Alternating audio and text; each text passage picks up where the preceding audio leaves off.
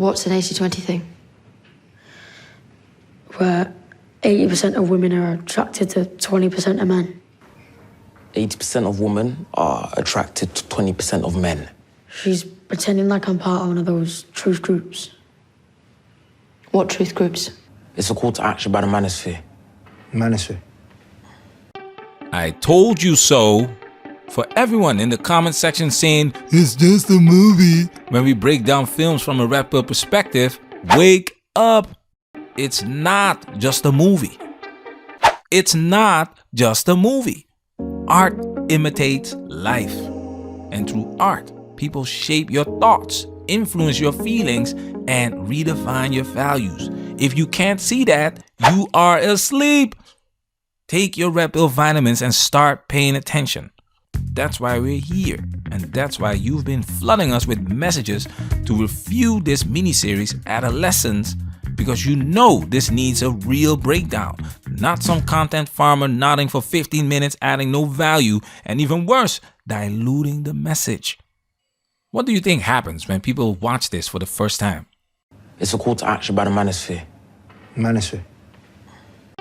They're going to look it up online, and the first thing they'll find, a flood of websites, including Wikipedia, framing the Manosphere as nothing more than a breeding ground for misogyny. Then they'll head to YouTube, and what will they see? An endless stream of women hitting the wall videos, out of context, reaction clips, and content designed for clicks rather than real discussion.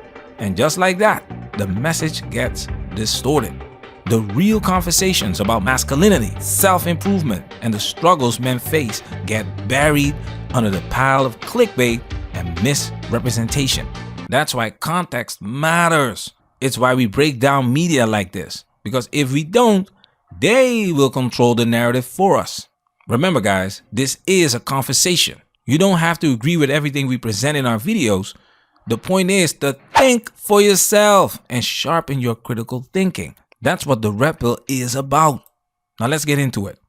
Quick note, to give you the best experience without copyright interruptions, our full uncut content is available on Patreon. So if you enjoy our content and want the full experience, support us on Patreon. Patreon gang salute! Spoiler alert! This video contains spoilers, so you've been warned. Now it's time for us to get into this and do what we gotta do. Because we many.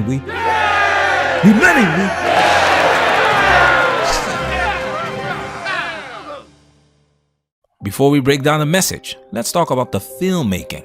Normally we don't do this, but credit where credit is due. Adolescence is shot beautifully.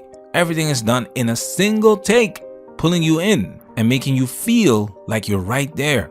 There's no cutting away, no distractions, just raw, unfiltered storytelling. Even the ride to the police station, a full 4 minutes, feels real because it's not chopped up or rushed. The casting, spot on. These aren't Hollywood stereotypes. They look like real people, which makes everything feel even more authentic. And let's be honest, the story itself is gripping, is believable, and it keeps you hooked. Alright, movie talk over.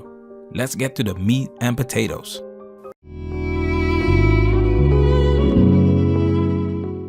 You've seen what she wrote. Well, I have. Okay. Looks like she'd be a nice, right? Isn't she? The dynamite. What do you think that means? I don't know. It's an exploding red pill. Pills, the blue pills means you see the world as it wants you to. That's from the Matrix. You've been watching the Matrix? What? Don't worry. Okay. Yeah, don't worry. Carry on. Matrix. Carry on. Red pill is like, I see the truth. It's a call to action by the Manosphere. Manosphere. A call to action by the Manosphere. Exactly. The Red Pill isn't just about awareness. It's about doing something with that awareness. But here's the question. What action? For some men, the action is self-improvement. Hitting the gym, making money, gaining status, and becoming the best version of themselves. For others, it's avoidance. Walking away from relationships entirely or rejecting traditional dating norms. And for others, it's activism, fighting for men's rights, calling out double standards, or influencing younger men through content creation. But here's the truth. You're not supposed to stay in Redpill rage. How many women hitting the wall videos did you watch this week? Let's take it a step further.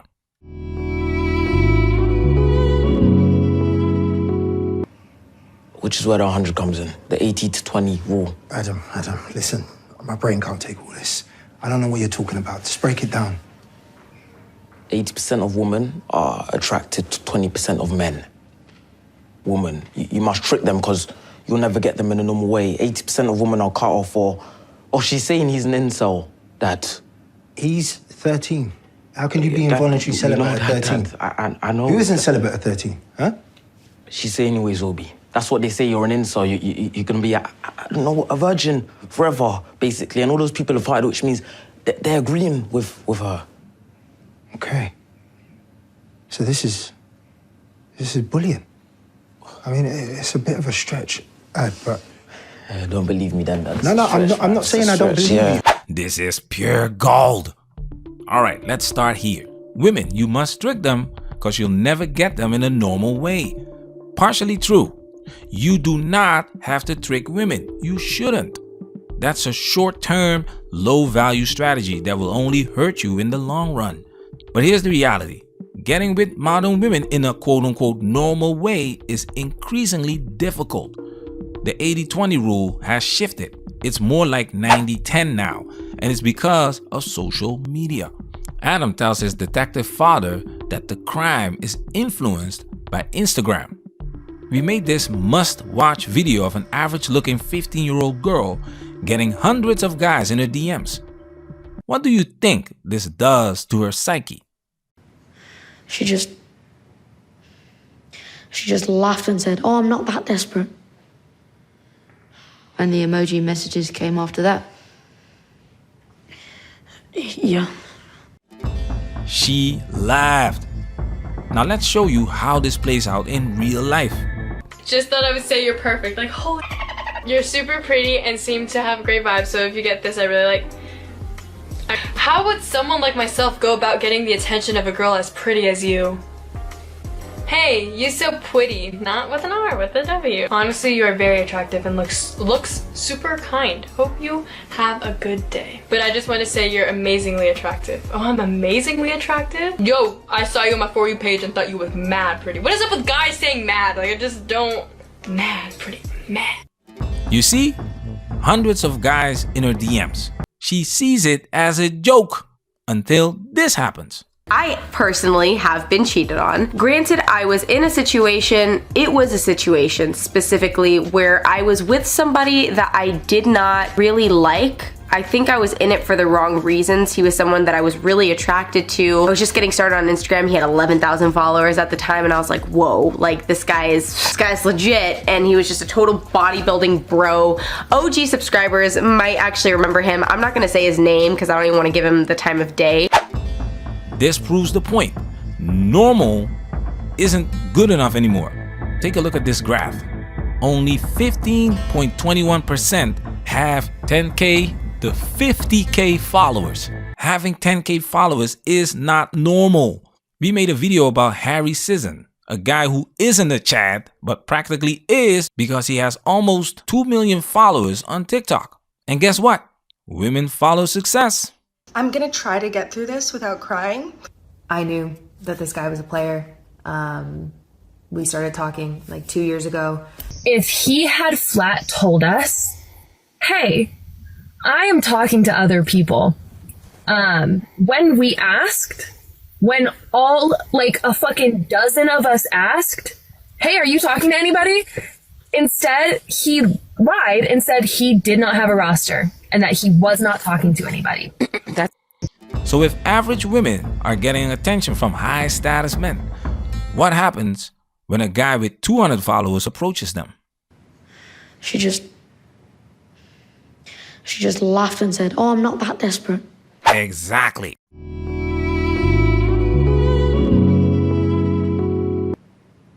What do the kidney beans mean? They're kidney beans, right?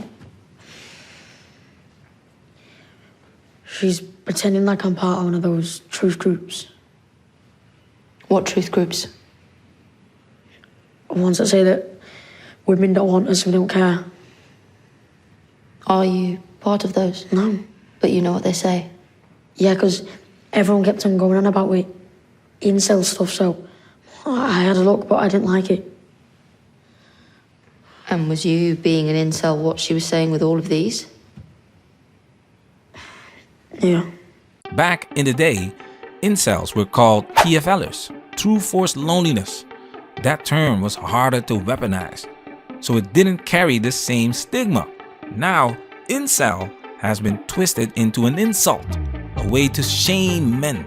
You one-eyed incel dweeb, I swear to God, I'll kill you! Who is your market? Lonely people, virgins, incels. This isn't new. Men have always been shamed for struggling with women. But today, it's weaponized. It's not just teasing anymore. It's demonization. We got all that Instagram stuff wrong. What do you mean? Katie was bullying Jamie. Oh no. That's what it was. Incel stuff, you know what that is. Yeah, I do. No, I don't know what that is. What is it?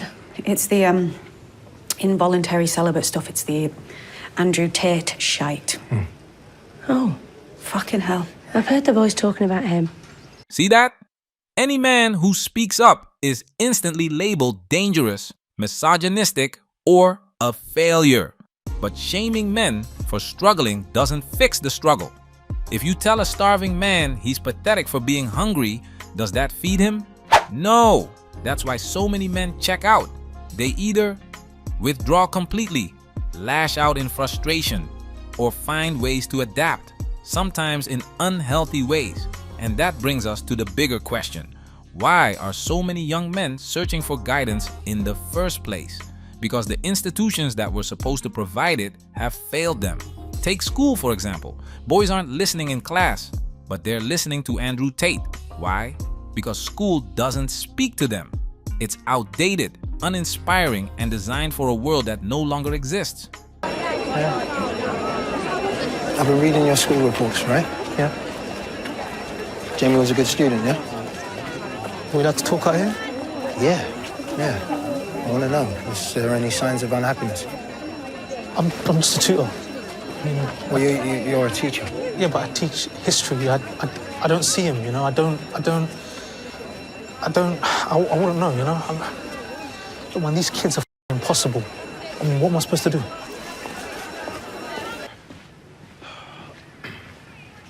Do you know what? I honestly can't stand this place. We're only here because you wanted to come, mate. Yeah, I know, but I mean, does it look like anyone's learning anything in there to you? It just looks like a holding pen. Videos in every class. Mr. Malik just walking in and out when he wants. And you said it smells. You know, it does stink. All skills stink. The old formula, go to school, get a degree, work a stable job for 30, 40 years, and retire comfortably, is dead. Today, Gen Z's average job tenure is just 2 years and 2 months. Men are dropping out of the workforce in record numbers. And why? Because social status now matters more than ever. This is a classic case of good times creating weak people, and weak people struggling when the system they were promised collapses. With everything available at the push of a button, attention spans are shot. Motivation to grind through unrewarding tasks, gone. Yet, instead of addressing this crisis, schools ignore male struggles.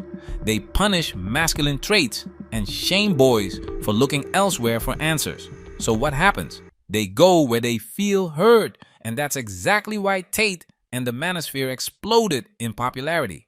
But instead of fixing the system, the response is the same as always: shame and blame. Where's the school curriculum teaching young men how to be disciplined, how to build confidence, how to handle rejection, how to lead, how to be a man? It doesn't exist. They'll lecture young men about toxic masculinity, but won't teach them healthy masculinity. And that's why they're listening to Tate, not their teachers. The system fails young men, then condemns them for seeking guidance elsewhere. And that's the real problem. And that brings us back to the call to action. The real red pill isn't about sitting around complaining. It's about understanding the game so you can win. If you elevate yourself, the game changes. Because let's be real, women are women first, and attraction is not a choice. Women will always gravitate towards success, whether you like it or not. So the question is, are you gonna take action or just sit there? This one is for you fathers out there. Look, I'm hungry, right? And I was gonna go and get some chips and a can of Coke. I wanted to know if you wanted to come.